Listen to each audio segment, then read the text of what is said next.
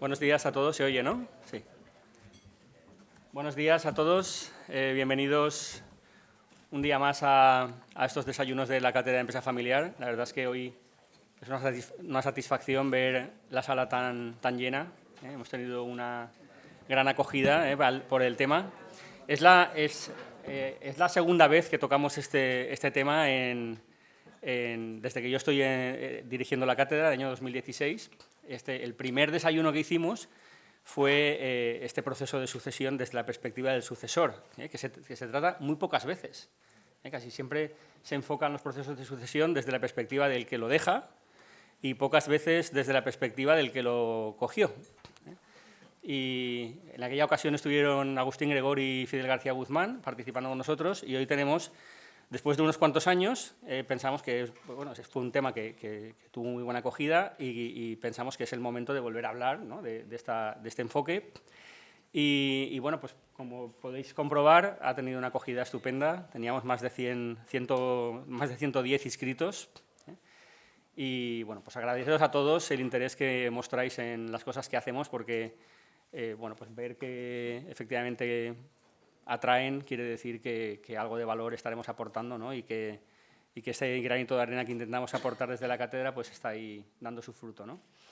Y quería agradecer en primer lugar a nuestros dos ponentes, a León Grau de Hilaturas Miel y a Nuria Luna de Pinturas Blatem, por aceptar nuestra invitación y por su generosidad, porque venir a contar tus experiencias, pues bueno, a veces se puede tener un cierto pudor, ¿no?, en algunas cosas, o una cierta reticencia en contar determinados aspectos, pero bueno, contar vuestras experiencias, como os decía el otro día cuando hablábamos, es fundamental para que estas buenas prácticas y estos aprendizajes que todos vamos adquiriendo pues se vayan difundiendo y cada vez tengamos en las empresas familiares valencianas una mejora en las prácticas de gestión, en las prácticas de gobierno, en los aspectos que nos ayudan a mejorar nuestra competitividad y nuestra perdurabilidad, que es el tema que fundamentalmente hoy vamos a tocar, ¿no?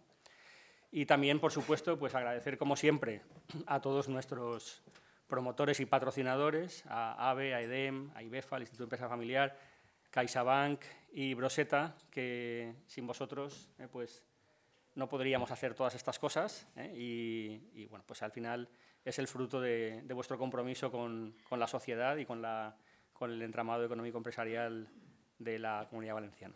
Bueno, pues sin más, hoy tocamos, como decía, este tema del proceso de sucesión, que es probablemente el tema más característico y más intrínseco a la empresa familiar. Todos los demás temas que podemos tocar, temas de gobierno corporativo, temas de estrategia, temas de responsabilidad social, de cuidado medioambiental, de cualquier otro aspecto que queramos ver, son temas que desde la perspectiva de la empresa familiar tienen sus matices, pero son temas que afectan más o menos de manera similar a empresas, sean familiares o no sean familiares. Pero el tema de la sucesión, aunque en las empresas no familiares también se dan sucesiones en la dirección, no se enfoca igual, es absolutamente diferente en el caso de la empresa familiar, y por lo tanto es el tema del que más se habla, pero con razón, porque es un tema específico e intrínseco de esta idiosincrasia que tienen las empresas familiares. Venimos a escuchar vuestras experiencias de dos personas que, unas más recientemente y otros no tan recientemente, habéis asumido el liderazgo en vuestra empresa familiar. Me consta que en los dos casos, de una manera quizás no tan planificada o no tan prevista como uno inicialmente podía plantearse, pero que habéis asumido ese reto, habéis tomado el testigo y os habéis enfrentado en un momento determinado a una situación bueno, pues que a veces pues da respeto, que son mucha responsabilidad la que se está asumiendo, y bueno, venimos a escuchar de vosotros estas experiencias y bueno, gracias una vez más por estar aquí.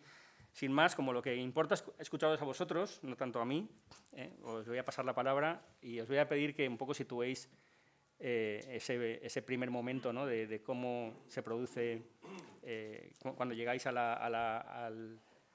cuando asumís el liderazgo, pues cuál era el contexto, ¿no?, en que se desarrolla esta situación, y un poco os introduzcáis también vuestras empresas. Todo el mundo las conoce, pero brevemente pues que hagáis una pequeña introducción de lo que hacéis. Gracias. Empiezas tú, Luna, si quieres. Vale. Bueno, buenos días a todos y muchísimas gracias, Alejandro, por contar con nosotros. Yo soy Nuria Luna y, bueno, hablar de Pinturas Blatem, la verdad es que es hablar de mi padre, ¿no? Él, cuando formó Pinturas Blatem, él lo hizo con una idea muy clara en su mente, y era transformar y mejorar las pinturas tal y como él las conocía. Os pongo un poquito de antecedentes. Él, a los 10 años, empezó a trabajar como pintor. Lógicamente, pues era otra época, ¿vale? Era el mayor de 4 hermanos y tenía que arrimar el hombro y ayudar en casa. Tan en serio se lo tomó que a los 17 ya tenía una colla de 30 personas trabajando para él, y a los 27 tuvo la oportunidad de fundar Pinturas Blatem. Pero claro, no sabía fabricar, por lo tanto tuvo que cerrar la empresa durante 2 años hasta que aprendió a fabricar las pinturas tal y como él las quería. Por lo tanto, pasó de pintor a empresario. Para mí la pintura, además de que esté en lugar de sangre, tengo pintura, es una pieza clave en el desarrollo industrial, social y económico. ¿Por qué? Pues por sus propiedades transformadoras, porque gracias a la pintura permite que los barcos sean más eficientes, permite que las viviendas se conviertan en hogares más confortables, hace que los puentes tengan propiedades anticorrosión y hace que las estructuras de los edificios no colapsen en caso de incendio. Y esto es lo que hacemos en Pinturas Blatem. Llevamos más de 6 décadas fabricando pinturas, esmaltes, revestimientos y sistema de aislamiento térmico por el exterior para mejorar y transformar vuestros hogares, viviendas y productos. Y esto es un poquito lo que hacemos. Gracias, Luna. León. Bueno, buenos días a todos. Gracias también por estar aquí. Pues mi empresa Hilaturas Miel es una empresa del textil que se dedica a hacer hilos. Estamos rodeados de hilos por todas partes. Yo la sangre no la tengo de pintura, pero las venas son hilos, ¿no? Los hilos los dedicamos a alfombras, a mantas, a jerseys, a aplicaciones. Ahora hay mucha demanda, por ejemplo, de temas militares. La empresa la funda mi padre también, como el padre de Nuria, empieza a los 12 años con un carro recogiendo desperdicios textiles. Mi abuelo tenía, puedo decir que soy tercera generación, mi abuelo tenía una borrera. La borrera lo que hacía era coger los trapos y las prendas, les daban un tratamiento de lejía, le quitaban el color y luego trituraban y hacían como fibra que luego podía volver a ser hilo. O sea, todo este tema del reciclado en los años 40 y los 50 no era necesario, ya era una cosa que se hacía habitualmente en la zona de Alcoy y de comarca. Mi padre en el 74, básicamente es comercial, ¿no? Y en el 74 funda ya Hilaturas Miel, el germen de Hilaturas Miel, con un socio industrial. Ellos son 5 hermanos, de los cuales 3 participan con él, y llega un momento dado que, bueno, lo que pasa también con los hermanos. Al final yo creo que cuando los hermanos cumplen 50, 56 años por ahí, pues cada uno toma un camino, se queda él solo con otro socio industrial y va creando otras divisiones. Mi padre siempre ha diversificado, ¿no? El textil era una pata que le iba bien, pues se metió también en la construcción, tampoco fue mal. También se metió en seguros, tenemos alguna pata más. Luego hemos comprado alguna fábrica más complementaria textil. Pero al final, él siempre ha sido una persona muy social, con mucha capacidad de delegación, y a los 60 años decidió jubilarse. Yo llevaba, a lo mejor me estoy adelantando un poco, pero no, yo llevaba unos 5 años en la empresa y tenía 32 años. Entonces él, así tan ricamente, dijo, pues ahora te toca a ti. Él evidentemente estaba supervisando, pero bueno, no deja de ser impresionante el estar en una empresa que en aquel momento éramos 400 trabajadores y facturábamos cerca de 40 millones de euros, pues bueno, ya me puso a mí al frente, con evidentemente una ligera supervisión, porque ya os digo que él era mucho de delegar y dejarte que te pegaran las piñas tú solito, pero sí, ahí empecé yo en el año, creo que 97. Y no me alargo más porque si no esto lo hago. Muy bien, León. Gracias a los dos por introducir vuestros contextos, ¿no? A mí me gustaría que abordáramos el momento en el que se produce el relevo. ¿Cuáles eran las circunstancias en ese momento, ¿no?, de que tú hayas empezado a comentar ahora? ¿Cuáles eran las circunstancias en ese momento en el que se produce el relevo? Y un poco que situéis el contexto empresarial y familiar de esa situación, ¿no? Es decir, porque aquí veo hay muchas siguientes generaciones en la sala hoy, y seguramente ellos se encuentran ante esta situación de decir, bueno, el día que me toque a mí, ¿cómo afronto esto, ¿no? Y un poco que nos planteéis ese momento, ese contexto de la sucesión, cómo se produce, de quién tomáis el relevo, si había más hermanos involucrados en bueno, candidatos, ¿no? O otras personas, no, a lo mejor no de la familia, candidatas a asumir determinados puestos. Es decir, nos planteéis un poco esa situación. Bueno, en mi caso os pongo un poco de antecedentes. Yo soy segunda generación, soy la tercera de 3 hermanos. Soy de ciencias puras y tenía 2 cosas muy claras en la vida. Y era que quería viajar y no quería trabajar en la empresa familiar. ¿Vale? Como veis, eso me lo tuve que comer.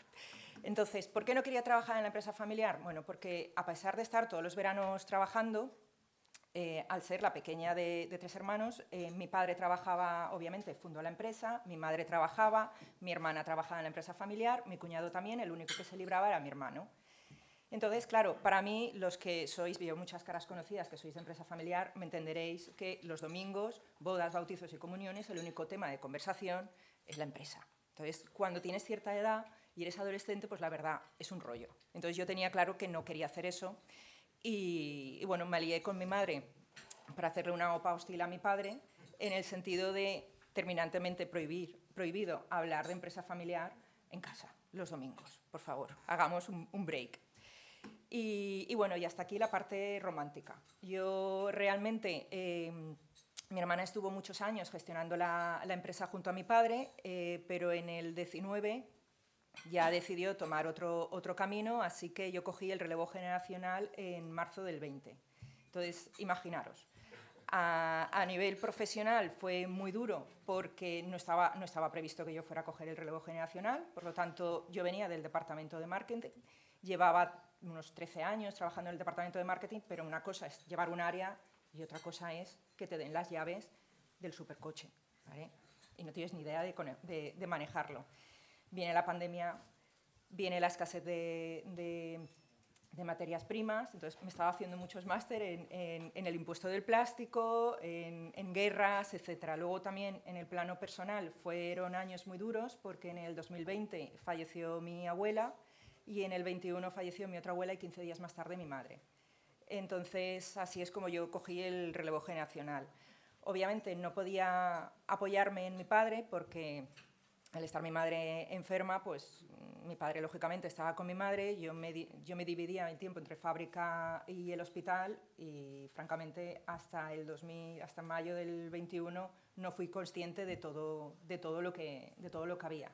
Y a partir de ahí empezar a trabajar planes estratégicos y demás. Sí que es cierto que nosotros años antes habíamos hecho un protocolo familiar, esto en cierta manera nos ayudó y también teníamos un consejo de familia que también nos permitía hacer estas reuniones para hacia dónde queremos que vaya la empresa y demás, y ahora es cierto que ese consejo lo estamos profesionalizando y metiendo externos para que nos ayuden, por intentar siempre mi idea o mi visión es intentar separar y buscar la estabilidad entre la empresa, lo que quiere la empresa, las necesidades del negocio y las expectativas de la familia. Entonces, cuanto más separado esté, mejor.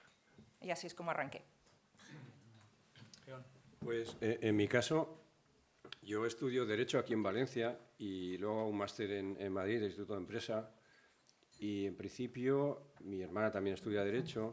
Mi hermana antes que yo, por aquello de que no hace la mili. A mí me da también por irme a Inglaterra un año, por allí a estar por allí y aprender inglés, entre otras cosas. Y mi hermano es Sergio, el pequeño. Este es el ingeniero industrial que era el elegido, ¿no?, entre comillas, elegido a suceder a mi padre. Yo me voy a dedicar al derecho.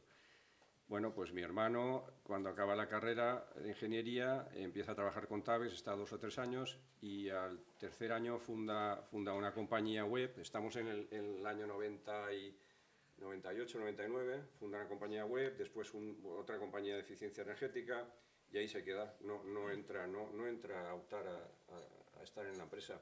Mi hermana dirige la parte inmobiliaria, entonces el descartado soy yo. O sea, al final me toca a mí porque no hay otro mejor, o sea, no por méritos propios. Esa es la circunstancia y claro, de repente me encuentro con un equipo que es el que ha hecho mi padre toda la vida, con un centro comercial y de exportación y de creación que está en Sabadell. Yo lo primero que hago es, no tengo ni idea de hilos, aunque sí que es verdad, como Nuria, los fines de semana voy a las fábricas, veo las máquinas, veo los productos, pero no tengo ni idea. Lo primero que hago es desembarcar en la empresa y empezar a hacer turnos ahí, a coger hilos, a mover materia, a estar en todas las máquinas. Ahí me paso 3 meses en una de las factorías y luego pues paso a Sabadell, al departamento de creación, comercial, exportación, pues vas a ferias, empiezas a ver. Lo primero que te dan es lo peor, o sea, el recobro de impagados. Esto en Mataró, no os podéis imaginar en Mataró, Badalona, lo que era recobrar allí alguna cosa. Ahí me reconozco, yo he hecho de todo para cobrar, o sea, pero ahí esa es otra conferencia. Pero sí que el aprendizaje fue durísimo, porque en aquella época crédito, coacción y esto, ahí se ganaba muy bien la vida, entonces ahí nadie aseguraba nada. Éramos puro riesgo, ¿no? En los años 90, y la verdad que salía a cuenta. Y eso, al final me veo con un equipo que no es de mi generación y que te miran como, joder, el hijo del jefe y encima este tío ha estudiado Derecho, ¿qué va a hacer aquí, no? Y revertir todo eso es una cosa muy complicada, o sea, es muy difícil. ¿Cómo lo haces? Pues con paciencia y siendo prudente en las primeras decisiones, bueno, en todas. Primero, yo siempre he dicho que cuando tú entras en un consejo familiar, lo primero que haces es escuchar, luego propones alguna cosa, nadie te hace ni caso, y cuando llegas, pues tienes dos años, un poco de experiencia ahí, pues ya empiezas a sentar un poco cátedra, ¿no? Y que oye, por estas tonterías que decía antes, pues se han cumplido algunas y podemos empezar a hacerle caso. Y eso un poco ha sido la evolución en la empresa a grandes rasgos. Crisis. Bueno, pues podéis imaginar, desde el 92, yo cogí hasta la de la Expo de Sevilla, la que viene después, o sea, el 92, la .com, el 2000, luego la entrada de China en la OMC, 2003-2004, Lehman Brothers también por el tema inmobiliario, y las que ha comentado Nuria de la pandemia, aparte de que el textil es una montaña rusa, habrá muchos sectores con similitudes, pero de verdad que lo del sector textil, en cuanto a sustitutivos de productos, tú estás haciendo un producto, de repente te sale otro, hilábamos acrílicos, luego había un sustitutivo que era el poliéster, hilábamos acrílico para alfombras, venía el polipropileno, tenías que adaptarte a hacer otros productos, cambiar, bueno, muy movidito y muy entretenido, la verdad que sí. Has comentado, León, un poco esas sensaciones del principio, ¿no? de decir, no sé, bueno, has hablado de cómo te formaste, ¿no? Internamente. En ese momento, cuando asumís la dirección, ¿qué es lo que más os preocupa? Es decir, ¿cuáles son las preocupaciones, los retos más grandes que os encontráis? De las cosas que os machacan la cabeza cada noche y no os dejan dormir, ¿qué temas son los que os preocupaban más? Yo creo que la aceptación era un tema clave, o sea, la aceptación del equipo, ¿no? Eso yo creo que fue complicado.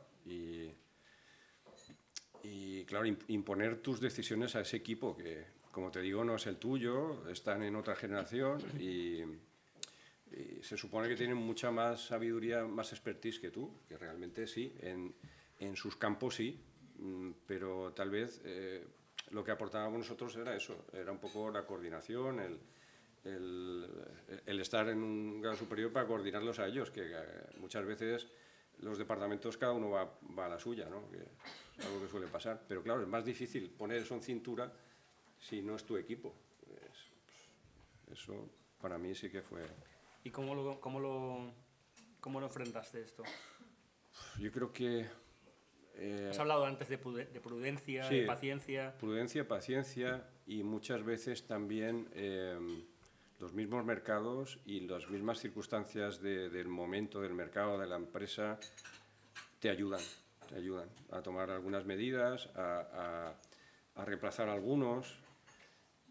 Claro, siempre tienes que justificar tus decisiones, ¿no? Esto del feeling y tal, sí, claro que tengo feeling, trato de tener intuición, trato de ser, pero todas las decisiones que tomas, sobre todo al principio, tienen que tener un fundamento muy justificado, porque si no estás perdiendo el poco crédito que te daban, ¿no? Entonces, ser muy, muy prudente en esas primeras decisiones, porque ahí te lo estás jugando todo, ¿no? Te estás jugando el futuro, incluso que en algún momento digan, no, este tipo que has puesto aquí, olvídate que se vaya a perseguir a los de Badalona, porque aquí no puede ser, ¿eh? Y sí, ahí sí que creo que es. ¿Y tú, Luna?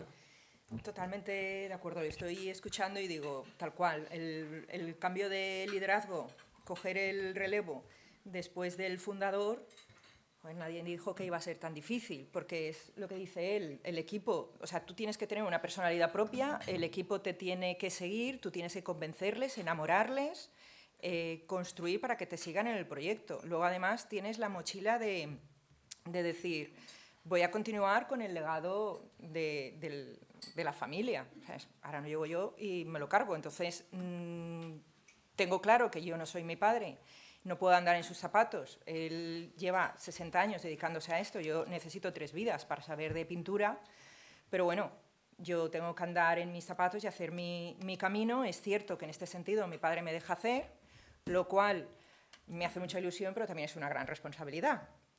Y luego el tercer reto para mí, que es especialmente desafiante, creo que es el navegar de manera muy cuidadosa entre las expectativas de la familia y las necesidades del negocio, porque para esto necesitas mucha visión estratégica, una comunicación muy clara y eficiente, tanto para todo el equipo interno como para la familia, y un liderazgo comprometido. Y con esto yo creo que serían los ingredientes para lograr o estar en el camino del éxito. Interesante, interesante. La verdad es que este respeto, ¿no?, por el legado es una gran responsabilidad que, como tú has dicho, es una mochila, ¿no?, que puede pesar mucho. Y estoy de acuerdo en que el equipo que heredáis no es un equipo que lo habéis formado vosotros, y entonces hay un desafío muy importante en conseguir que ese equipo confíe en ti como la persona que coordina y que tiene esa visión global del negocio y que trata de dar una visión integral a todo lo que se hace y conseguir que vuestra opinión o vuestras decisiones se acepten y se persigan, ¿no?, y se remen en la misma dirección. ¿Cómo eran, por concretar un poquito, cómo eran esos equipos? Es decir, ¿qué características tienen? Es decir, ¿disponíais de algún consejo de administración? ¿El equipo de dirección era un equipo más o menos profesionalizado? ¿Cómo era ese contexto en el que a esos a los que teníais que convencer? Sí, en mi caso era un equipo muy, muy profesionalizado. O sea, teníamos expertos, ya digo, contratamos a diseñadores, a creativos. El director comercial era gente de Sabadell. De hecho, teníamos una sede en Sabadell, donde ahí distribuíamos a clientes. El jefe de exportación estaba ahí. O sea, era gente con salarios muy altos, que no eran de la familia y que eran expertos en lo suyo, eran grandes expertos, grandes profesionales. Con el tiempo hemos ido sustituyendo esos puestos con puestos de la familia.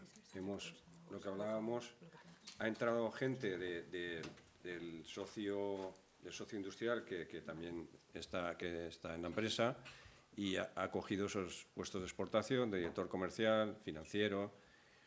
Los hemos ido supliendo por gente de la familia. Es que al final también, cuando uno es de la familia, parece que tengas que ser peor. O sea, esto lo comentamos un poco en la conversación, ¿no? Que tú tienes que ser menos profesional porque seas de la familia. Esto tampoco es un mantra también que tienes, ¿no? Eres el hijo del jefe y entonces, joder, este tiene que entrar aquí porque lo dice el jefe. Y y creo que no es así. O sea, afortunadamente hemos tenido una formación muy buena, yo y mis hermanos, y también los hijos del socio, y entonces hemos llegado a un nivel muy bueno, incluso que podríamos estar gestionando nuestra empresa familiar y cualquier otra empresa. De hecho, bueno, yo he creado otras empresas, estoy en otros consejos de administración, asesoro a otras empresas, es decir, que al final eso es lo que da esa valía, ¿no? El que puedas ser capaz de enfrentarte a situaciones no solo en tu empresa, sino en otras que a lo mejor todavía conoces menos, pero que los consejos muchas veces son muy similares, ¿no? Nuria. Bueno, yo el equipo ya lo conocía, yo estaba en el departamento de marketing, pero claro, cuando en marzo cojo las riendas, yo recuerdo los días 2, 3 y 4 de marzo haciendo la convención comercial, presentando el plan estratégico con mucha ilusión, equipo nuevo. Mientras tanto estás viendo en la tele cómo los chinos construyen un hospital de días, tú dices, ostras, ¿qué está pasando? Italia empieza a cerrar, tú dices, va, esto son cosas, esta España ya no llega. Claro, tienes que empezar a hacer un ERTE, tú eres la hija del jefe, parece que siempre tienes que demostrar el doble, te encuentras con un equipo de, esto siempre lo hemos hecho así, y tú dices, pues vale. Yo, por ejemplo, a los comerciales, yo a veces soy un poco animada hablando y a veces a los comerciales les digo, cuando me dicen, no, es que esto antes lo hacíamos así, siempre lo hemos hecho así. Y yo les digo, bueno, antiguamente se iban en caballos, ¿queréis que os cambie los coches por caballos? No, pues vamos a hacerlo de otra manera. Entonces me he encontrado con un equipo así y yo lo que tengo claro es que cuando hemos presentado el nuevo plan estratégico, a mí sí que me ha gustado cosas que antes nos hacían, compartirlo con el equipo, compartir que haya mucha comunicación y transparencia, estamos trabajando en ello, porque entiendo que es muy importante que la gente sepa los retos a los que nos enfrentamos y por qué estamos haciendo esto, ¿no? Todo esto de qué va. Y tengo claro que quien no se sube al carro no va a estar en el equipo. He tenido que mover piezas importantes en el equipo, personas que han estado muchos años con nosotros pero no creían en el proyecto. Por ejemplo, estamos también cambiando un ERP. Esto algunos de vosotros sabéis lo que es.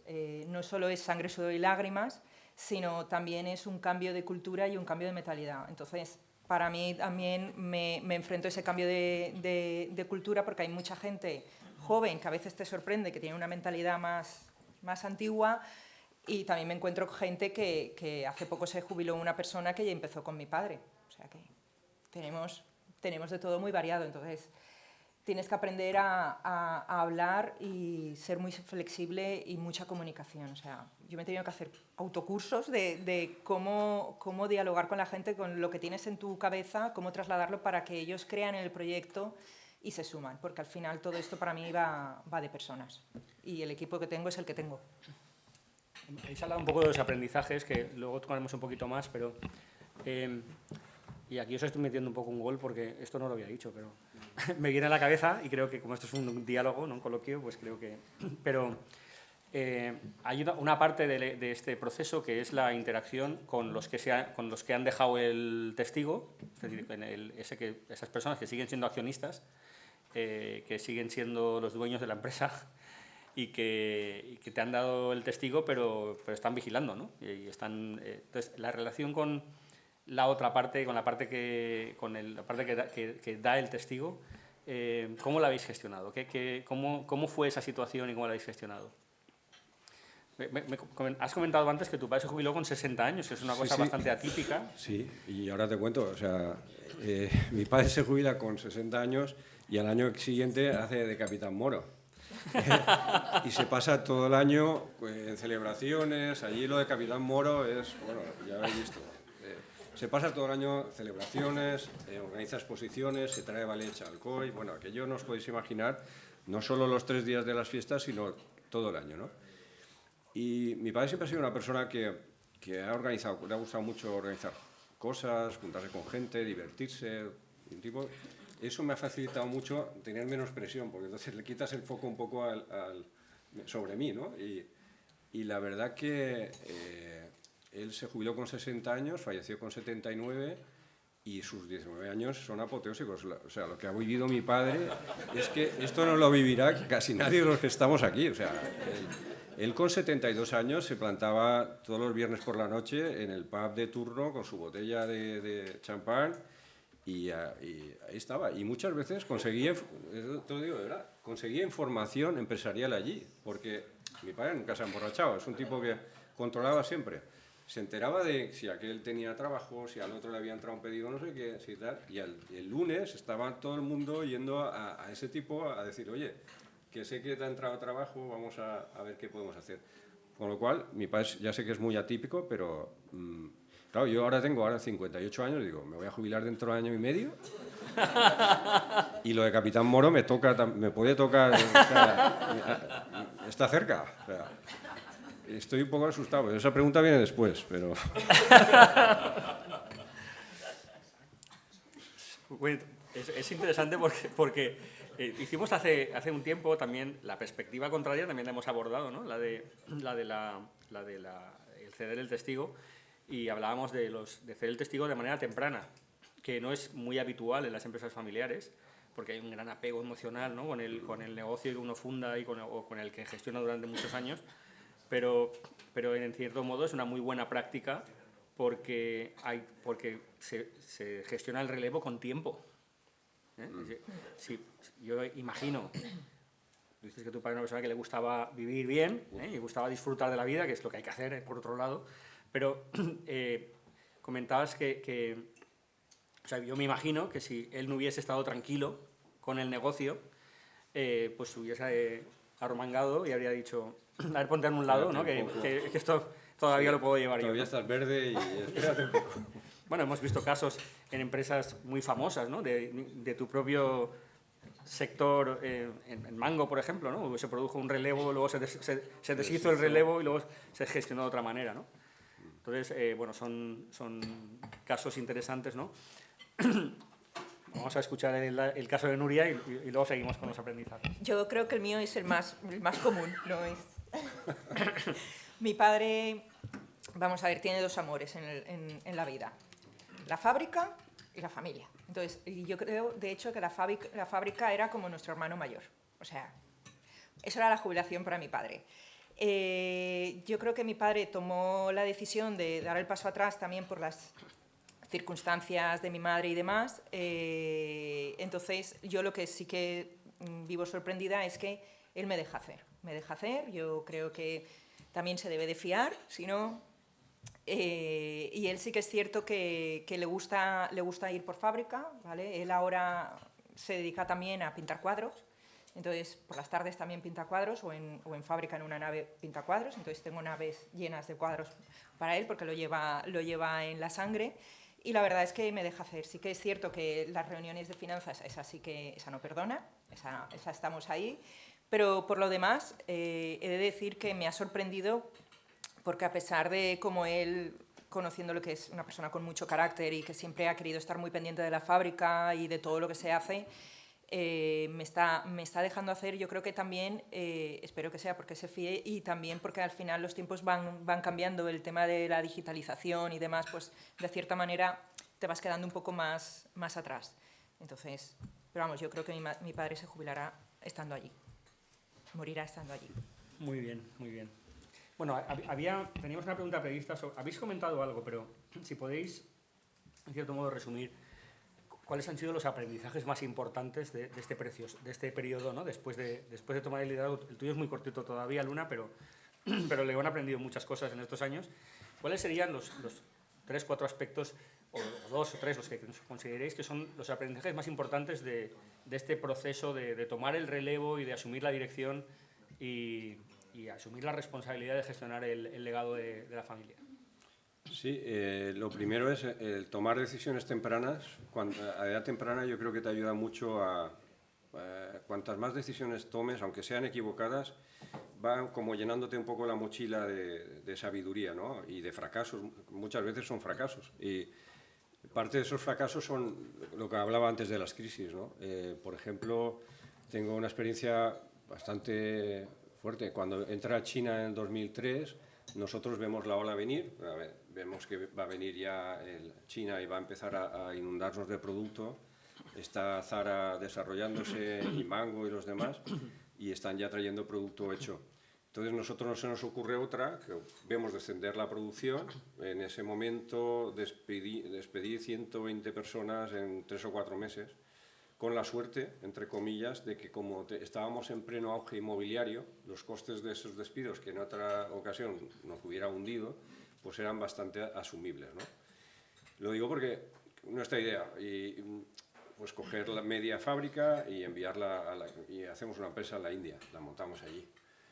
Y así cogimos media fábrica que estaba con una producción muy baja, cogimos las máquinas, las enviamos allí, montamos una factoría allí y la tuvimos andando como 8 o 9 años. La verdad que fue un fracaso y fue una experiencia porque en la que dices, oye, si aunque te aprieten las circunstancias o aunque tu facturación baje, no tienes por qué tomar decisiones, que realmente fue una decisión bastante pasional, ¿no? Porque teníamos que, la enseñanza es, teníamos que haber confiado más en gente del país, porque nosotros fuimos muy a la nuestra, siempre bricolando, tratando de ahorrar costes, etcétera, etcétera, ¿no?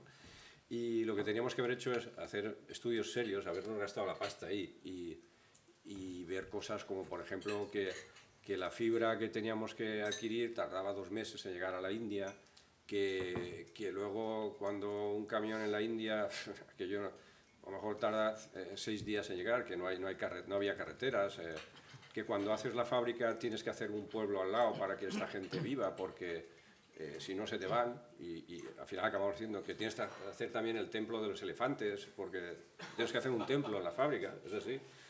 Todo esto es que la luz se va y estás 3 días sin energía. Son cosas que nadie te ha contado y que seguramente te las podían haber contado, pero que tú vas ahí como dicen, bueno, costes baratos, puedo hacerlo ahí, puedo seguir sin caer la producción, pero mira, son al final error, ya digo, esa fábrica duraría 8 o 10 años. Es verdad que no nos supuso un coste muy alto económico, porque los costes de allí son baratos. Hicimos una nave de 5.000 metros, cambiamos las máquinas y poco más, pero sí fue un fracaso, y fue un fracaso debido a una crisis que tuvimos aquí y un descenso de producción. Esas cosas al final te enseñan. Hemos montado también filiales en Polonia, que están activas, en México y en Estados Unidos, que están activas, y ya lo hemos hecho con más cuidado y no tan presionados por las circunstancias. Ya te digo, las crisis son lo que más me ha enseñado y lo que me sigue enseñando. Cada vez que hay una crisis aprendo, y creo que en las crisis es cuando doy lo mejor de mí mismo.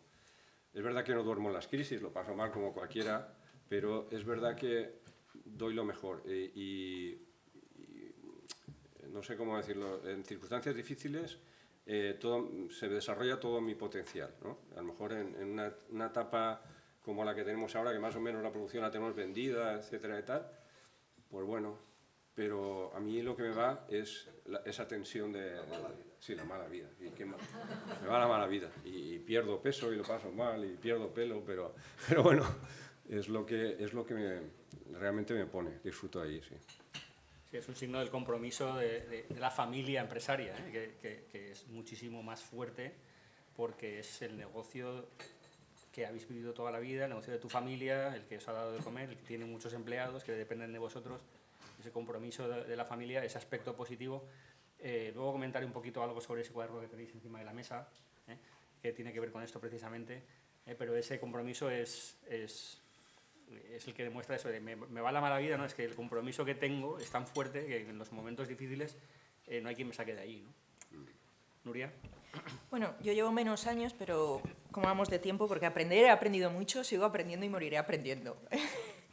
Porque lo primero que aprendí, y más al cogerlo en pandemia, básicamente porque mi situación fue, pues eso, a los 15 días de cogerlo tuve que hacer un ERTE. Bueno, primero media plantilla de vacaciones, la otra media aún no se había arreglado lo del COVID, por lo tanto, ¿qué hacemos? Pues ERTE. Entonces, los primeros meses, pues bueno, entraban pedidos de 1.000 euros, pues ya me dirás tú, yo decía, ostras, me voy a cargar la empresa, o sea, me estoy cargando todo, no sé de dónde voy a pagar las nóminas, no sé a dónde vamos a llegar. Entonces, ahí me di cuenta que somos mucho más fuertes de lo que los empresarios somos mucho más fuertes de lo que nos creemos, somos sumamente flexibles y nos adaptamos a todo tipo de circunstancias. Yo creo que si lo pensásemos en el fondo, no lo haríamos, ¿vale? Pero nos levantamos todos los días. Ahí aprendí también a dejar de centrarme en la parte mala y empezar a decir, bueno, ¿qué es lo que puedo controlar o qué está en mi mano y cómo puedo generar nuevas oportunidades? Entonces empecé a pensar en cómo puedo enriquecerme, cómo puedo aprender de todo, y entonces encontré asociaciones y empecé a unirme a asociaciones con el objetivo de aprender, y ya no solo el networking que haces, sino es un foro ideal donde te permite compartir experiencias, porque seguramente alguien ha vivido esta experiencia o está viviéndola, y entonces siempre te va a dar algún tipo de consejo que tú alguna cosita puedes utilizar para tu día a día. Y luego también aprendía en apoyarme en profesionales, muchos de ellos externos, porque al final creo que todo va de personas buenas y buenas personas. Si no van juntos, la cosa no siempre acaba bien del todo, dependiendo de los objetivos que tengas. Y básicamente esos son los aprendizajes que me llevo a la espalda. Muy interesante, la verdad. Yo estoy totalmente de acuerdo en que nunca dejamos de aprender, y que estas experiencias, precisamente, yo creo que el éxito de estos desayunos es el que compartimos experiencias, y cada uno, cada empresa, yo siempre os lo digo, ¿no? Las empresas familiares tienen problemas similares, tienen problemas comunes, las temáticas se repiten, pero las realidades son distintas. Cada empresa es diferente, cada familia es diferente, cada circunstancia y contexto es diferente. Entonces no hay recetas de ningún tipo, pero sí hay experiencias que a uno le pueden servir, a otro le sirven menos. A lo mejor a uno le sirve la de Luna, a otro le sirve la de León, a otro le sirve una cosa que diga ahora alguien en el público cuando hagamos las preguntas, y de ahí es donde extraemos esas pistas, ¿no? Que nos ayudan a seguir dando pasos, seguir mejorando, que es nuestro objetivo, ¿no? Al final que vaya mejorando la gestión y la perdurabilidad de estas empresas, que son las que sustentan la sociedad en la que vivimos, y yo, como soy funcionario, las que pagué mi salario. Bueno, me gustaría también que abordáramos un poco, es decir, si volvierais a empezar, ahora vamos a retrotraernos un poco, regreso al futuro, y vamos a encontrar el coche este de Doc, ¿no? Y nos vamos regreso al futuro, volvemos al momento en el que os dicen, os comentan que por qué no te encargas tú de esto, ¿no? Y por qué no tomas tú las riendas. Si volvierais a repetir el proceso, ¿haríais algo diferente? ¿O qué de esos aprendizajes, qué lecciones finales podríamos haber extraído, ¿no? ¿Qué cambiaríamos en ese proceso? Si creéis que hay algo, ¿no? A lo mejor pensáis que no. Sí, yo no iría a la India. Obviamente no. No sé, el proceso, a mí esta charla me ha servido muchísimo para estudiar, a ver lo que he hecho, porque tú cuando llegas aquí no eres consciente de toda la trayectoria que tienes, y entonces haces una labor de introspección que dices, a mí casi me han llevado me ha llevado la ola del mercado, la ola de los acontecimientos, la ola familiar, o sea, las relaciones familiares, y en el fondo pienso que he tenido, o sea, el factor suerte, ¿no? Que siempre decimos, oye, este tío se ha adelantado y tiene una innovación genial, pero no es el momento. Pues yo creo que en toda trayectoria empresarial tienes muchísimo el factor suerte, ¿no? Que a veces es mala suerte, pero decir qué cambiaría en concreto, a bote pronto no se me ocurre nada. A lo mejor mi formación, sí, claro, si me hubiera dirigido muchísimo más hacia el sector, pero por otro lado, o sea, la formación de Derecho, con la que nos cae de todos los ámbitos, es fantástica. O sea, yo, de verdad, claro, las regulaciones, ¿sabes? Tenemos que saber de mercantil, tenemos que saber de laboral, tenemos que saber de medio ambiente, tenemos que saber de regulación energética, de todo tipo. O sea, me sirve un montón. O sea, yo, cuando hablo con los asesores, pues es otra cosa. Y como constantemente aquí nadie legisla si no es sobre el empresario, o sea, esto es una lluvia de normativa la que nos cae siempre, siempre estamos nosotros en el foco, pues la verdad es que que estoy contento de la formación, a pesar de no ser una formación técnica. Pero bueno, la formación técnica la tengo en otros compañeros de trabajo, tampoco pasa nada, ¿no? Entonces, yo no cambiaría muchas cosas. Y ya te digo, me siento un privilegiado por cómo se ha hecho la sucesión y cómo han ido las cosas y cómo las hemos enfrentado mejor que peor. Pero yo no cambiaría casi nada. Muy bien. Luna. Pues Ay, te estoy llamando Luna todo el rato. Nuria, perdona. Nuria. Yo digo, Perdona. gusta Luna. No, perdona. Pues yo cambiaría un poco, como tú comentabas, el aterrizaje.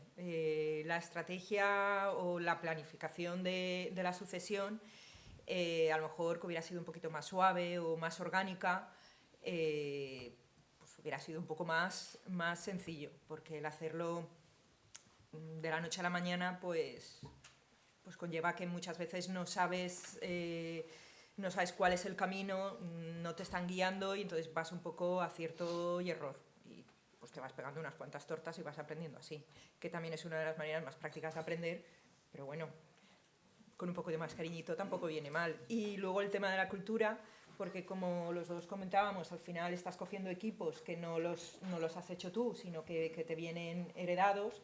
Entonces al principio crees que todo va a funcionar exactamente igual, pero cuando ya llevas un tiempo te das cuenta que la cultura y la gente es pues, cada uno de su padre y su madre. La empresa, en nuestro caso, era un fiel reflejo de mi padre, del fundador, entonces tienes que ir cambiando y adaptando todo esto. Entonces, pues eso hubiera estado mejor así, como un poquito más con un bálsamo de aceite, ¿sabes? Muy interesante el tema de planificar la sucesión para facilitarle la vida al que entra, sobre todo. Muchas veces, aquí también veo que hay muchos jóvenes, próximas generaciones, pero también hay otros que estáis en el momento de empezar a pensar en el relevo, cuanto antes. Pensar no significa irse, pensar significa preparar. Y preparar, el otro día lo comentábamos en la conversación que tuvimos por Zoom, tiene que ver con preparar la estructura en la que uno va a situar a su sucesor, para que esa estructura le ayude y no le dificulte, diversidad de perspectivas, conocimientos variados, gente que te pueda apoyar en lo que tú no sabes, ¿no? Lo que tú no controlas, y preparar ese aterrizaje, ¿no? Para que esa confianza que tienes que transmitir al resto del equipo pues, se pueda producir mejor, ¿no? Y sobre todo tener estructuras de apoyo, ¿no? Gente que te pueda echar una mano, que pueda darle legitimidad en esos procesos de decisión, porque están apoyando y sustentando las decisiones que tomas, que no son solamente tuyas, porque a veces cuando tú tienes un buen consejo o tienes un buen equipo de dirección y discutes con ellos antes lo que se va a plantear, entonces ya no es solo tu decisión, es la decisión de todo el equipo, ¿no? Y esto es lo que nosotros... entonces esos apoyos facilitan mucho estos procesos. Y luego eso es, por un lado, preparar la empresa, ¿no? Para que acoja esa nueva incorporación bien. Pero luego comentábamos, y esto tendrá que ver un poco también con lo que viene después, lo de prepararse uno mismo para cuando va a dejar de tener la responsabilidad o cuando cede la responsabilidad a otros, cuando delega la autoridad a otros, y qué vas a hacer después. Entonces, ¿cómo te preparas para el futuro? Yo hace unos cuantos años, cuando llevaba un par de años con la cátedra, fuimos a Barcelona a escribir a plantear si escribíamos un caso sobre una empresa catalana, también que está en quinta generación, es decir, que ya ha tenido sus procesos.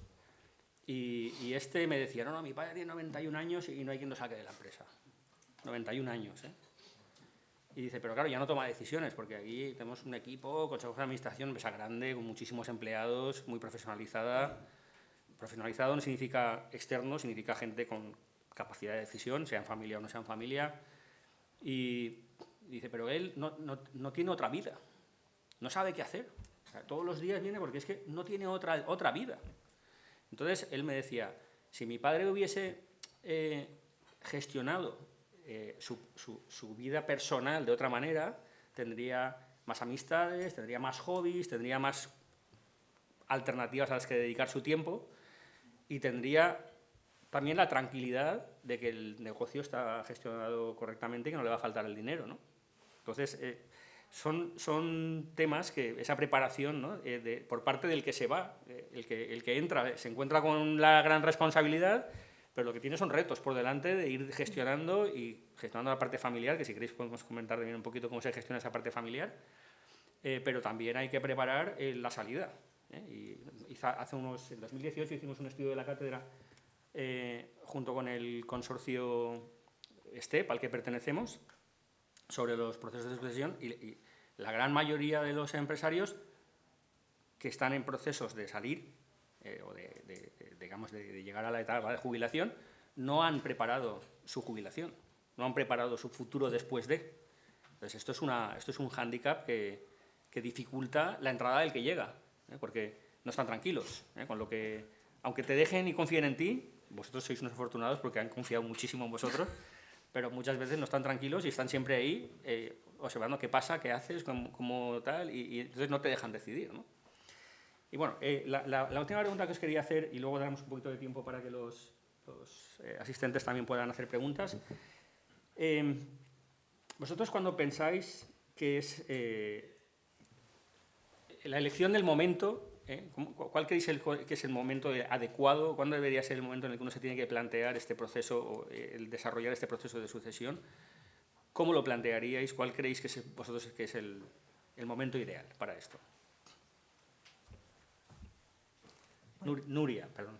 Es que, ¿sabes qué pasa? Que Luna me gusta mucho como nombre, entonces, si hubiese tenido una hija, que no tengo hijos solo, si hubiese tenido una hija, a lo mejor se hubiese llamado Luna, entonces tengo ahí un sesgo que no puedo evitar. Pues a ver, la sucesión, yo calculo que aún me quedan algo más de dos décadas, pero yo ya voy pensando, ya tengo pensado qué voy a hacer, pero bueno, yo creo que el momento...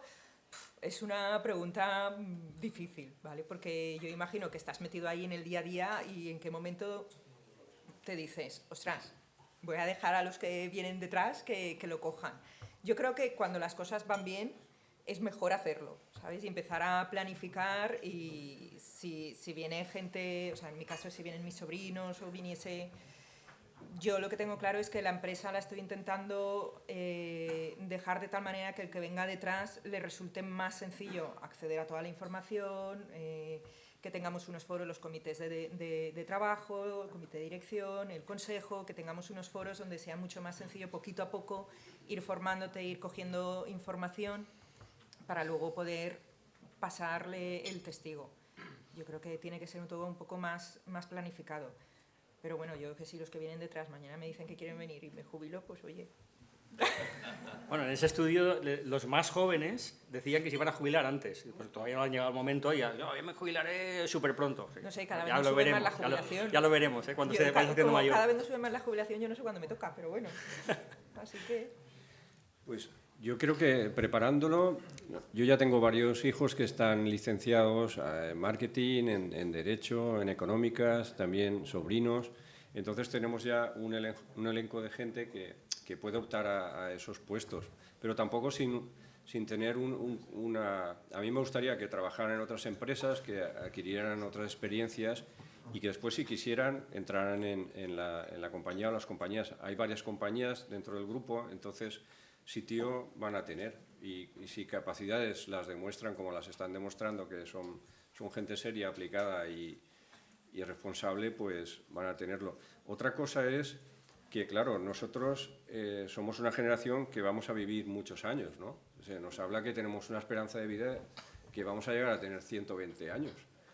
Entonces, claro, al chaval igual coge las riendas. O sea, ¿quién te va a decir a ti que te vayas si tú estás fenomenal? Claro. El problema es que veo eso, que vamos a hacer un tapón aquí con la esperanza de vida y con unas condiciones físicas muy buenas, que claro, ¿quién va a venir de fuera y decirte, no, es que tú ya te tienes que ir, si estoy igual de bien? Sí. Yo cuando me planteas el tema, digo, pues yo creo que el momento de irse es cuando uno se ve que está fuera de todo, ¿no? Cuando no entiende el entorno.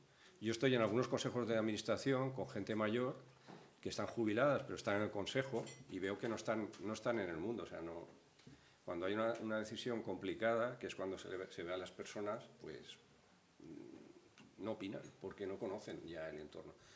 se les ha pasado el tema de las olas, ¿no? Ahora viene la ola de la inteligencia artificial, a lo mejor te pasa por encima, no la entiendes o no te adaptas o te quedas out. Eso es el momento de jubilarse, porque te has quedado fuera de juego. Sobre todo a mi edad, también, Nuria no, pero yo sí. O sea, yo si llega una ola y me tira, entonces necesitaré una dirección distinta. Y esto ha pasado constantemente en la historia. Yo, evidentemente, he vivido los móviles, la Internet, todas estas cosas, pues las hemos ido pasando, pero puede llegar una ola que no la pases, porque dices, mira, como a lo mejor a uno de nuestros padres, no, el móvil yo no lo cojo, yo no quiero saber nada. Entonces ese es el momento. Y sí, la preparación y la planificación está. Yo creo que la cantera la tenemos. Ya te digo, yo creo que es, como me pasó a mí, se producirá de una forma natural. El tema del protocolo, ya te comenté que a mí el protocolo, como abogado, pues me cuesta de tal, pero sí que es verdad que es un buen ejercicio. No para dogmatizar, porque como pueden pasar, como ya te digo, estamos en las crisis que nos ha pasado de todo, pues dogmatizar circunstancias.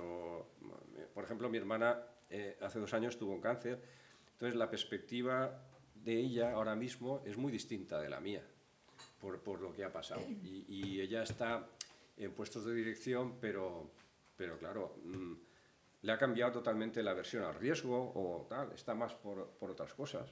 Pues son circunstancias de la vida que me pueden pasar a mí pasado mañana. Y entonces el protocolo y la seguridad, pues, bueno, sale todo un poco por los aires, ¿no? Yo creo que las cosas suceden y cuando suceden siempre hay soluciones a los problemas, ¿no? Y cuando sucedan las tomaremos. Sí, una de las lecciones que nosotros observábamos en aquel trabajo que comentaba, que es un trabajo que tenemos en la web de la cátedra sobre la planificación de la sucesión, y se preguntaba, era una encuesta internacional de ámbito global en el que participamos todos los miembros de este consorcio internacional, y se preguntaba sobre la preparación de la jubilación, la preparación de la sucesión, pero también se preparaba por las contingencias imprevistas, ¿no? por los planes de emergencia, ¿no? Si tienes un plan de contingencia en el caso de que pueda pasar algo, ¿no? Porque nunca sabes mañana qué va a pasar o esta tarde qué va a pasar, ¿eh? Entonces, te puede cambiar la vida de la noche a la mañana y si no tienes la estructura adecuada, esto hace tambalearse la empresa. Sin embargo, si la estructura está funcionando y te conviertes en alguien, que yo creo que es una cosa buena, ser prescindible, es decir, oye, que yo no hago falta para todo, ¿eh? Y consigues tener una estructura que es suficientemente sólida como para que pueda funcionar todo sin que tú tengas que estar, es el ideal para poder tener la tranquilidad de decir, me jubilaré cuando me nombren Capitán Moro. Por queda poco. Bueno, pues cuando uno llega al momento de decir, oye, ahora me apetece dedicarme a otras cosas, ¿no? Y tener la tranquilidad de que no va a pasar nada por esto, porque tienes las personas adecuadas y las estructuras adecuadas como para que la empresa siga funcionando, ¿no? Pase lo que pase, incluso si es sobrevenido, o incluso claro, hay que tenerlo preparado cuanto antes, porque las cosas sobrevenidas nunca se sabe cuándo llegan, ¿no? Entonces, bueno, ahora me gustaría abrir un poco un turno de intervenciones. Si alguien quiere preguntar, ya tenemos aquí a Bernardo, number one. ¿Puedes pasarle el micro a Bernardo, por favor? Luego nos haces un post, esto... Muy bien, Alejandro. Bueno, enhorabuena, León, Nuria. Yo quería hablar sobre... hemos hablado sobre la aceptación del resto del equipo al líder que lidera el negocio familiar, también, que, como ha hablado Alejandro, facilitar la vida al que entra. Y yo quiero hablar sobre el apoyo y el reconocimiento del resto de la familia, sobre todo la familia que trabaja en el negocio. Es algo de lo que no se habla mucho, porque yo me he llevado la sorpresa de que yo conozco a líderes reconocidos, con empresas exitosas, incluso valencianos, que no cuentan con ese apoyo. Yo siempre he reconocido abiertamente a mi hermano, que es el consejero delegado, el que lidera el negocio. Bueno, para el que no lo sepa, es el anterior ponente que estuvo aquí en el desayuno hablando sobre la sucesión, Agustín Gregori, consejero delegado de Grefusa. Yo siempre lo he reconocido públicamente como empresario y luego digo, y además es mi hermano. Y me llama mucho la atención eso, esa falta de apoyo. ¿Por qué creéis que puede suceder esa falta de apoyo de algunos miembros de la familia? Que para mí algo tan natural y normal como es reconocer la labor que está desempeñando mi hermano, y lo digo públicamente, muchas familias empresariales no lo hacen, no sucede. Entonces, ¿por qué sucede esa falta de apoyo? ¿Qué se puede hacer para evitar que esto suceda, esa falta de apoyo? Y también estáis planteando otra pregunta que quería haceros en todo momento, la sucesión, que sea alguien de la familia. ¿Os habéis planteado el que pueda suceder que no lo sea también? Porque eso es un ejercicio que siempre hemos hecho en Grefusa.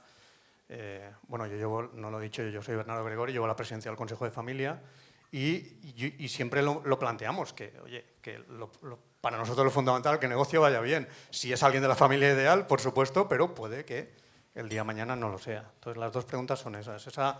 ¿Por qué puede suceder a veces esa falta de apoyo? Que eso no lo vais a ver normalmente publicado, se conoce en petit comité, esas situaciones en las familias empresarias, y plantear si puede suceder que mañana la sucesión no sea alguien de la familia. Muchísimas gracias. Muy bien, gracias, Bernardo. Bueno, os dejo la pelota. Sí, bueno, pues claro, en mi caso es que, ya te he contado antes, era el descartado, entonces nadie quería coger este sitio, ¿no?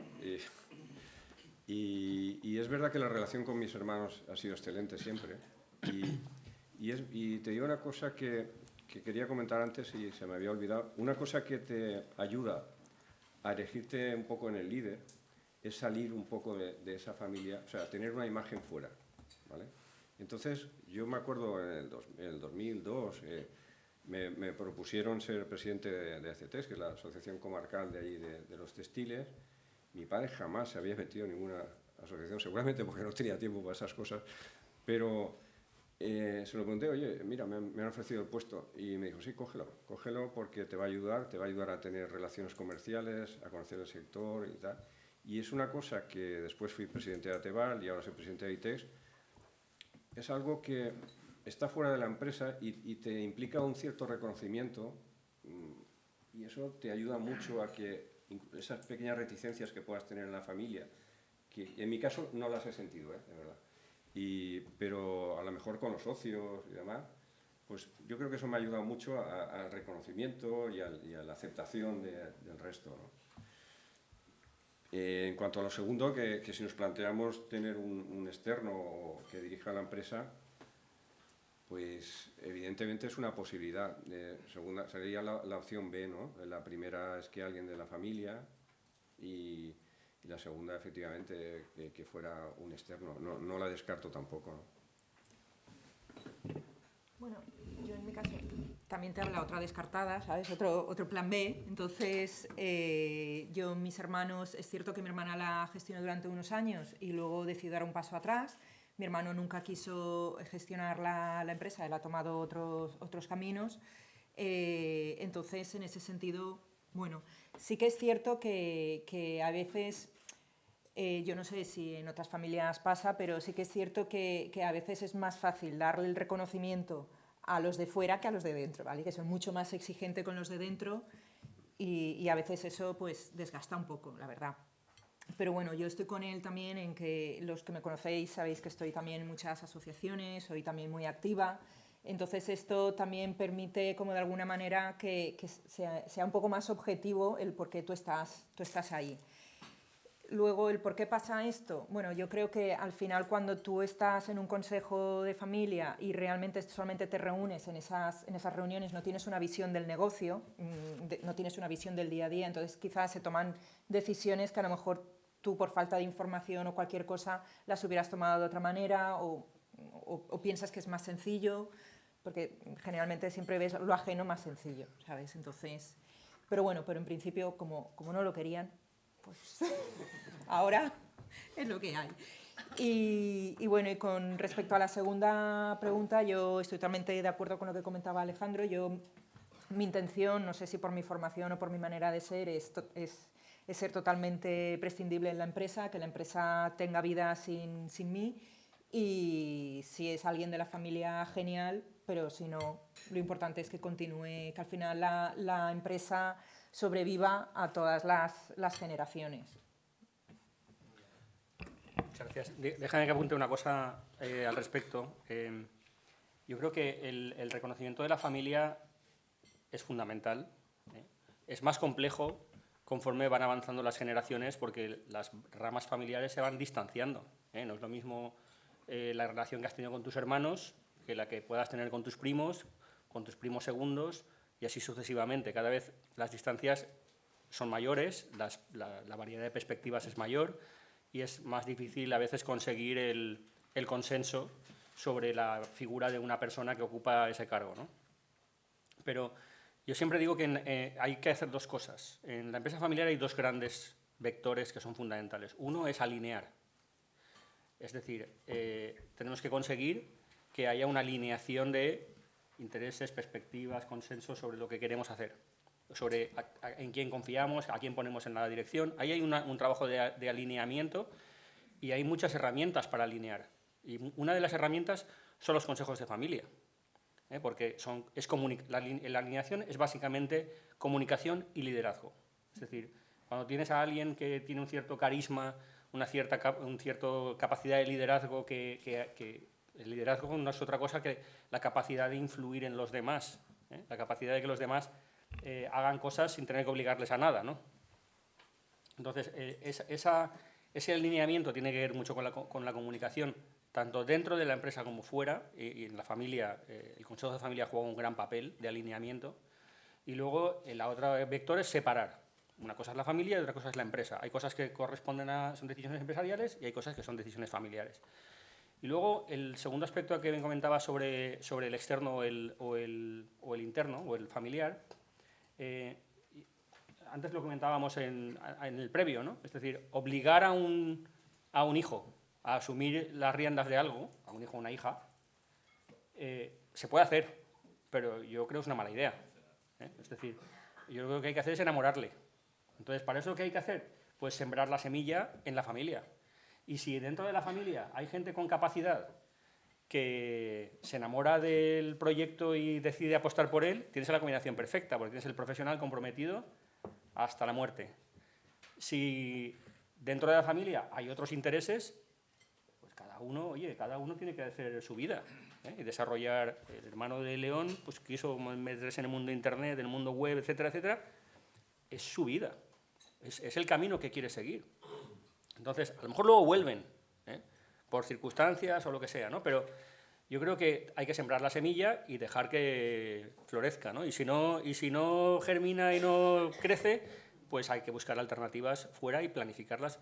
Y luego hay una cosa que muchas veces, a veces decirlo en un foro de empresa familiar queda mal, pero yo creo que cuando uno ve que dentro de su familia ese deseo que tendría de relevo generacional es poco probable o poco interesante para los que están detrás, yo creo que hay que planificar la salida, que no es malo. Es decir, los empleados agradecen muchísimo que la empresa siga existiendo, aunque sea de otro. Entonces, y luego, oye, que te lleves puedes tener una inyección de cash flow que te viene fenomenal para ser Capitán Moro y para ser todo lo que tú quieras. Entonces, yo creo que al final se trata de planificar hacia dónde quieres ir o cuáles son las alternativas que tienes a tu disposición y hacerlo lo mejor posible y buscar la maximización de los intereses para todos, ¿no? Sean de los que sean. Y bueno, y pasamos a otra pregunta que está por aquí José Antonio con el micrófono en la mano. ¿Esto funciona? ¿No funciona? Sí, funciona, sí. Funciona. Bueno, en primer lugar, enhorabuena tanto Nuria como León, magníficos ejemplos de los que yo creo que todos los presentes hemos aprendido y hemos tomado muy buena nota, ¿no? Yo creo que en base a la pregunta del amigo Bernardo, yo creo que está muy bien formulada, ¿no? Porque es una pieza clave de esas cosas que normalmente no queremos reconocer, ¿de acuerdo? Y existen. Familia, bien lo ha dicho antes Alejandro, y situaciones empresariales hay muchas. Yo tengo la oportunidad de trabajar con 3 y 4 generaciones al mismo tiempo y siempre se plantea algo muy importante y es cuando hay que tomar la decisión de quién forma parte del comité de dirección ejecutiva. Que indudablemente hay una cosa que totalmente de acuerdo, Nuria, estoy contigo, que hay que navegar, como tú has dicho muy bien, entre las expectativas de la familia y las expectativas de la empresa, porque no es lo mismo. No es lo mismo ni tampoco se entiende de la misma forma. Entonces aparece un halo de, siempre en las empresas familiares, de, bueno, yo estoy para lo que haga falta, yo también quiero a la empresa, yo también soy miembro de la familia. Sí que es verdad que lo que dice Alejandro es cierto, conforme las familias van creciendo, y no en vuestro caso, bueno, en vuestro caso sí, pero el tuyo no, ¿vale? Evidentemente la distancia y la perspectiva del negocio del día a día. Pero yo esto lo resumo por experiencia en esto, en algo que primero, la importancia de demostrar a los demás en la organización interna, cuando ya te dan el equipo o la estructura ya montada, la dificultad que es a quién seleccionas como líder dentro de la familia, en el comité ejecutivo, que no tiene nada que ver con el consejo de familia, es otro escenario, pero basándonos siempre en una cosa, en el punto de unión de la empresa. Para mí, yo es una frase que yo utilizo mucho, es: si no hay empresa, no hay familia.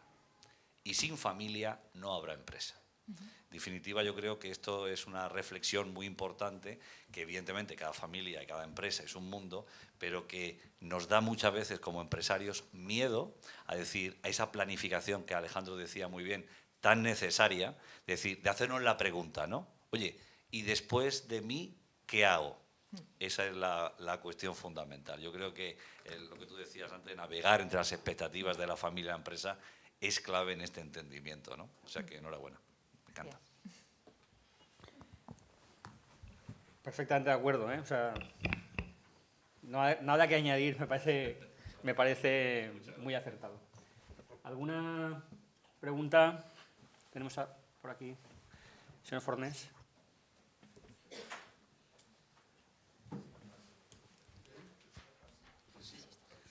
Que siguen fàcils, no? Les preguntes, Paco.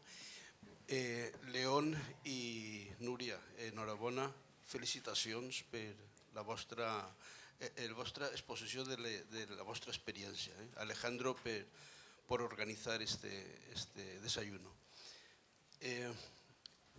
Las experiencias y las enseñanzas que nos habéis transmitido nos han ayudado. Yo voy a hacer 2 o 3 reflexiones que me interesaría, porque no es lo mismo parir una empresa que heredar una empresa. En vuestro caso habéis heredado la empresa y en los 2 casos ha sido un poco forzado. Y entonces me gustaría, porque esto de los 60 años, yo a tu padre, León, no tuve la oportunidad de conocerle, pero tengo amigos que sí le conocieron y me hablan maravillas. Pero claro, un hombre como él, tomar la decisión a los 60 años de pasarte el testigo, la reflexión que yo quería un poco hacer es, en los 2 casos, si hubierais tenido la oportunidad de que vuestro padre os hubiera acompañado un poco más, ¿hubiera sido bueno o no? Porque también es cierto de que el ser humano se consume, esto es ley de vida, pero la vocación empresarial es vida eterna. O sea que las nuevas generaciones tienen la obligación de intentar engrandecer un poco la empresa. No por más tamaño siempre es más feliz, pero sí disfrutar por el camino, intentar hacerla rentable, que sea útil y que a los productos o los servicios que pueda prestar, que sean útiles. Si esto es así, la empresa persistirá, ¿no? Y si no, desaparecerá. Pero el interés por los años de los 2 padres es, oye, a vuestro lado vuestro padre os hubiera podido ayudar un poco más para hacer mejor, o quizás haya venido bien para tomar la rienda y decir, ante la dificultad yo seré capaz de resolver la situación. ¿Cuál es vuestra opinión? Y gracias por todo lo que habéis explicado. Pues en mi caso yo creo que sí que, egoístamente, me hubiera gustado que sí que me hubiera gustado tenerlo más como un soporte, ¿sabes? Como un colchón, pues si pasa algo, porque en el fondo, a pesar que tengo mucha formación, pero la formación sobre un papel, el papel lo soporta todo, no es lo mismo una empresa. Entonces, pues sí me hubiera gustado, pues yo qué sé, cuando él se reúne con clientes, ver cómo se reunía con clientes, cómo gestionaba los equipos, tener más información. Pero eso es lo que me hubiera gustado. Pero tampoco creo que ahora, con el tiempo pasado, tampoco veo mal que él se hubiera tenido que retirar, porque desde luego tienes que estar en primera línea, sí o sí, y tienes que empezar a hacer tu máster de todo porque, insisto, vengo del mundo de marketing y tuve que aprender de finanzas, de producción, de cómo se hace la pintura, de los técnicos de laboratorio, de polímeros, acrílicos, cosas que yo era la que lo traducía para venderlo, ¿sabes? Entonces, no sabría qué decirte. Por una parte, me gustaría que me hubiera guiado por hacer ese cambio más suave, ¿sabes? No a base de prueba y error, pero por otra parte también pienso, ostras, hay una parte que he heredado de él y es que soy muy cabezota como él, entonces, y me echo para adelante y luego digo, pues no sé cómo saldré, pero ya estoy y yo voy haciendo el caminito. Entonces, también me ha valido la parte personal de medirme a mí misma, de decir, oye, pues sí, soy la hija de mi padre y gracias a él estoy donde estoy y tengo todas las oportunidades que él me ha brindado, pero también este caminito me lo estoy labrando yo. Gracias. O una loca, no sé, depende del día, no lo sé. Pues es una reflexión que yo la he hecho muchas veces, Juan, y yo sí que conviví 5 años, 6 años con mi padre, pero él tuvo también es que me dejaba, me tiraba todos los leones, yo de león, y aquel también, pero me tiraba todo para torear. Cuando estaba esos 5 años me metió en toda la salsa, y creo que estuvo muy bien que se retirara. Y lo pienso para mi sucesor y digo, yo me tengo que ir, o sea, no quiero tutelar a nadie, porque el tiempo, cuanto antes tomas las decisiones, estás aprendiendo, son aprendizajes impagables. Esto vas cogiendo sabiduría. Si tienes a alguien supervisando, yo me pasaba con mi padre, teníamos reuniones, recuerdo que le sugería cosas y al principio, ¿no? Me las desechaba. No, esto no. ¿Por qué? Casi porque venían de ti. A la semana lo que le había sugerido era lo que se iba a hacer, ¿sabes? Muchas veces al líder no quiere oír las opiniones de los otros, quiere que sean suyas y le molesta que no haya sido una cosa que haya salido de él. Entonces ahí hay una cierta... Y lo digo también como, yo no quiero ser el tapón de alguno de mis hijos o de alguno de mis sobrinos y quiero que se equivoque, porque si no... no va a valer, y cuanto antes se equivoque mejor, sí, creo que sí. Mi padre tenía mucha energía y también cuando se lo dejó, porque toda su energía la dedicaba a su vida social y a sus labores. Le gustaba mucho la pintura, le gustaban mucho las fiestas, le gustaba mucho su Deportivo Alcoyano, su tal. Entonces, de verdad, él, como decías, ¿qué harás después que tienes que planificarte? Lo ha dicho, joder, le faltaba tiempo y yo creo que a mí me tiene que faltar tiempo también para hacer cosas. Ya buscaré, pero sí que tengo actividades fuera de lo que es la empresa. O sea, que es posible pensar que tú harás lo mismo que... Sí, me gustaría ser capaz de hacerlo. Lo que pasa es que la jubilación cada vez es, ahora 67,5. Mi padre cuando se jubila también renuncia a parte de la paga, pues se jubila anticipadamente y se le queda una paga normal. Claro, hasta 67 años y medio ahora mismo no te puedes jubilar, teóricamente. Y ahora si me jubilo a los 60, bueno, es que viviré de mis ahorros, porque de la pensión, ¿no? Pero sí que me gustaría, ¿ves? Tengo algunos cargos en algún sitio. En ese cargo, cuando yo cumpla 60 años, no me veo. Y no me digas por qué. Pero yo tengo la de 60 años... A lo mejor por mi padre dice, yo no quiero estar en ese cargo con 60 años porque a lo mejor, no sé, aunque yo me sienta capaz, no doy la imagen que esa entidad necesita. Y pienso que una gente más joven, nunca me he perpetuado mucho en los cargos. He estado 2 años, he estado 2 años y medio y me he ido. O sea, hay gente que no lo sacas allí ni con la manguera a presión. Pero no es mi caso y no quiero que sea mi caso. O sea, quiero irme porque pienso que yo... puedo aportar hasta cierto punto y luego el que viene tendrá la aportación que he tenido yo más la suya y eso es sumar y me gustaría ir por esa línea, sí. Me gustaría apuntar un par de cosas. Me parece me parece que vuestras intervenciones han sido magistrales en este ámbito, pero un par de cosas sobre algunas de las conclusiones que sacamos de los desayunos anteriores, ¿no? Hicimos aquel desayuno con Agustín y con Fidel también desde esa perspectiva del sucesor. Y luego hicimos uno también con Pedro López y Gracia Burdeos, que había uno que acababa de salir y otra que todavía había cogido el relevo. Entonces, las dos perspectivas juntas, ¿no? Y a esa le llamamos algo así como la sucesión temprana, ¿no? Pedro López dejó el cargo con menos de 60, es decir, pasó a un cargo distinto, dejándole las riendas a otro con menos de 60 años. Su padre había hecho lo mismo, o su tío, no recuerdo quién, su tío había hecho lo mismo. Es decir, que en ciertas empresas se crea una cierta cultura, ¿no?, de que salir pronto es bueno, y yo creo que es bueno por dos cosas. Una, porque, como ha dicho León, a dirigir se aprende dirigiendo, y hay que tomar decisiones, hay que equivocarse, y si no te dejan equivocarte, no aprendes nunca. Entonces, se eterniza ese proceso de sucesión. Luego, por otro lado, creo que si uno se va relativamente pronto, o si uno irse no es abandonar, es decir, irse es tomar otro rol. Si uno toma otro rol relativamente pronto, todavía, como decíamos antes, tiene la energía y la capacidad para, en un momento determinado, si las cosas se tuercen, poder volver. A lo mejor luego ya no quiere, pero bueno, todavía tienes capacidad para hacerlo.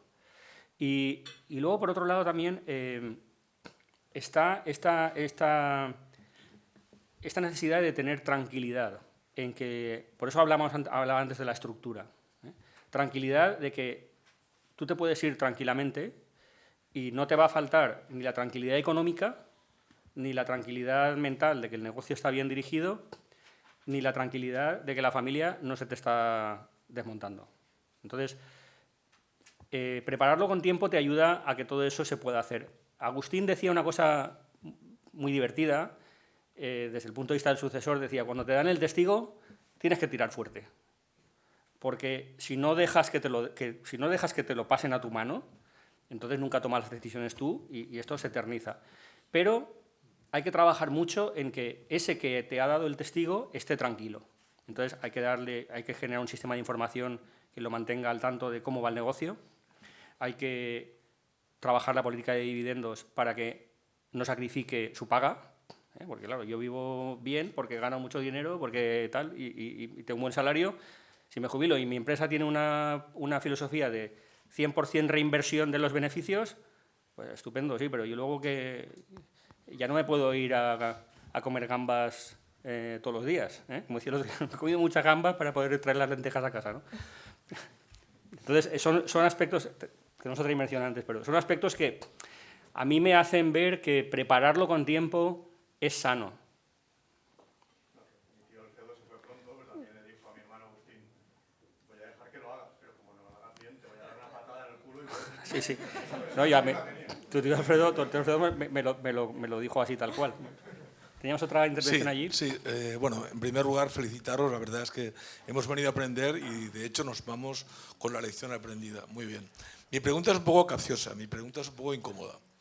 ¿Cómo vencéis las tentaciones cuando se presentan estas empresas que quieren comprarnos y quieren, de alguna forma, todo lo que nosotros hemos estado desarrollando durante años con nuestros padres, etcétera, cambiarlo por dinero tal cual, crudo?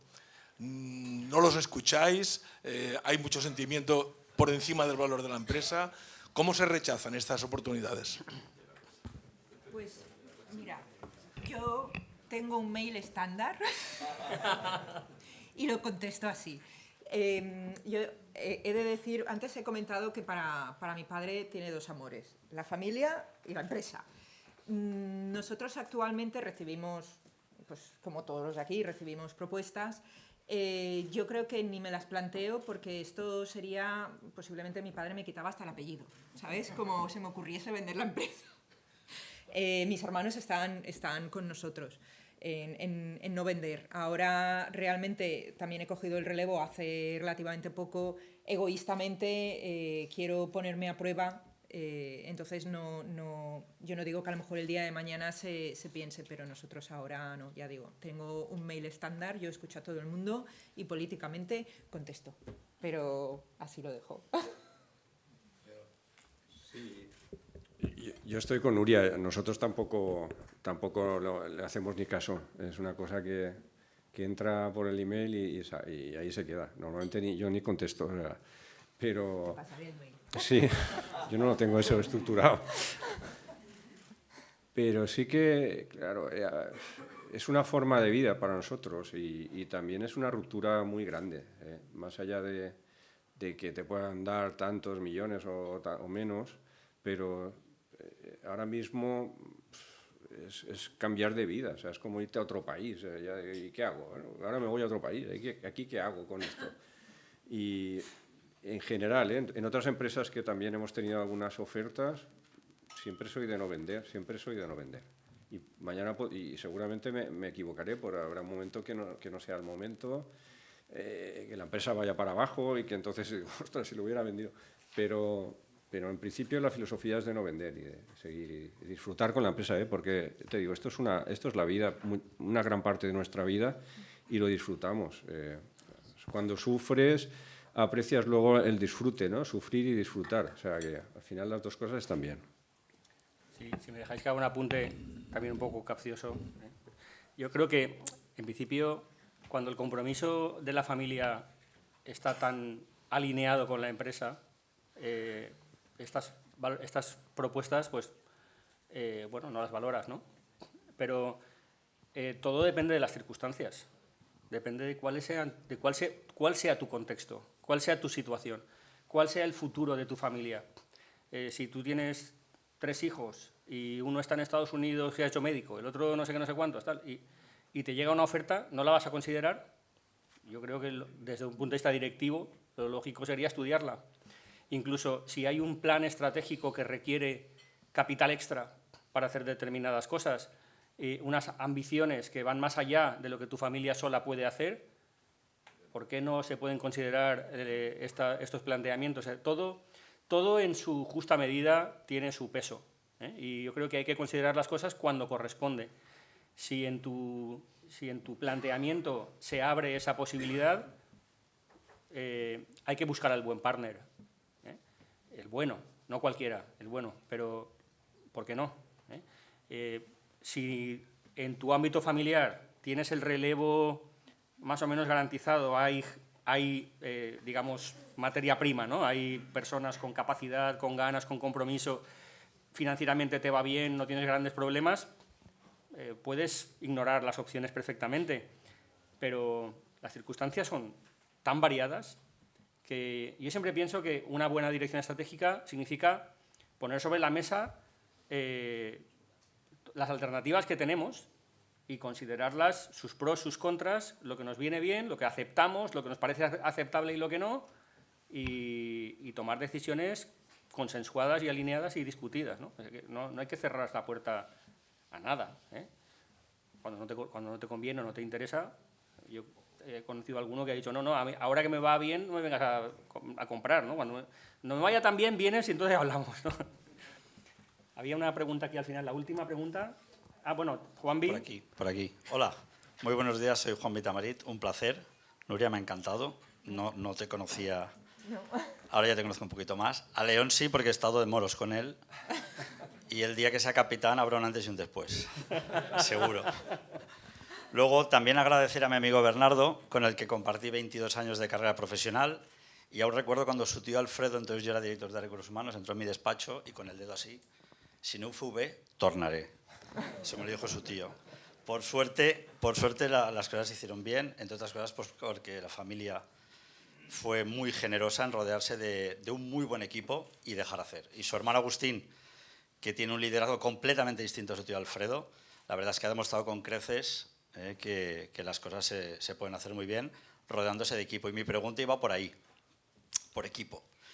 Lo digo porque en mi caso personal pues tuve la oportunidad de trabajar codo con la familia y aún recuerdo cuando hablabais de lo que es la venta de la compañía, año 2007, yo entonces llevaba la dirección comercial, yo he hecho de todo, fui director de Recursos Humanos, hicimos el protocolo familiar, su hermano Agustín y yo, y fue una experiencia muy chula. Y cuando llevaba la dirección comercial, un buen día Agustín me llama a su despacho y me dice, mira, ha venido una multinacional que conocemos todos y nos da más de 200 millones, año 2007. ¿Tú qué harías? Y digo, yo, como directivo no familiar, un lacito.